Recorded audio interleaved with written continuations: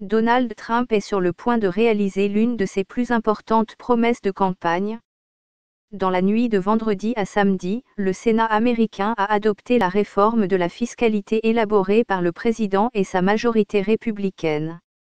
Reste à harmoniser ce texte avec celui voté le 16 novembre par la Chambre des représentants avant qu'une version définitive puisse être présentée pour promulgation au président américain. Avec comme pierre angulaire la réduction du taux d'imposition des sociétés à 20% contre 35% actuellement, le projet de loi devrait faire la part belle aux entreprises. We are one step closer to delivering a massive tax cut for working family across America. Special thanks to Senate Major LDR Mitch McConnell and Chairman Sen Orrin Hatch for shepherding our bill through the Senate. Look forward to signing a final bill before Christmas. Pic tweeté comme /GM Watney 3 SFS.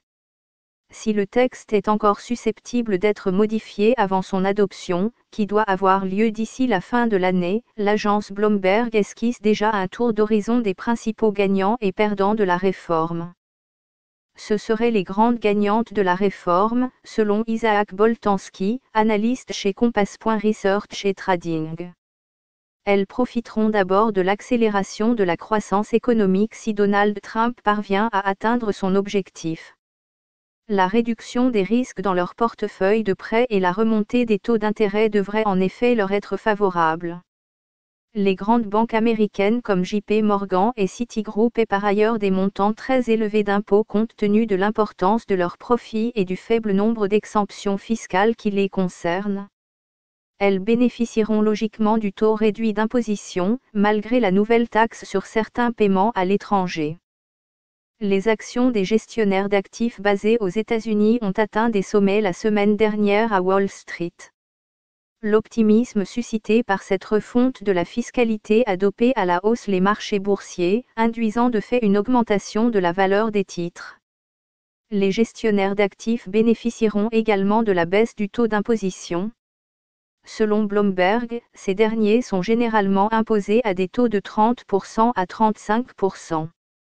Selon Rory Kaleji, vice-président senior chez Modi Investor Services, les gestionnaires d'actifs étrangers pourraient même profiter d'avantages particuliers. De nombreuses niches fiscales très utilisées sont, dans la loi votée par le Sénat, supprimées ou plafonnées. À commencer par la possibilité, pour les entreprises, de déduire les intérêts d'emprunt. Les sociétés de capital investissement, private equity, voient donc d'un mauvais œil cette limitation, compte tenu de leur modèle. La technique des LBO consiste en effet à racheter des entreprises en les endettant, pour limiter la mise de fonds initiale. La loi plafonnerait la déduction à 30% de l'EBITDA, l'excédent brut d'exploitation, contre l'intégralité du coût des intérêts auparavant. Les sociétés de médicaments et de biotechnologie verraient, indique Bloomberg, leur taux d'imposition réduit, notamment sur les bénéfices qu'elles rapatrieraient. Les hauts dirigeants de Pfizer et d'Engen ont d'ores et déjà indiqué que cette plus-value servirait à rembourser les actionnaires, au moyen de rachats et de dividendes.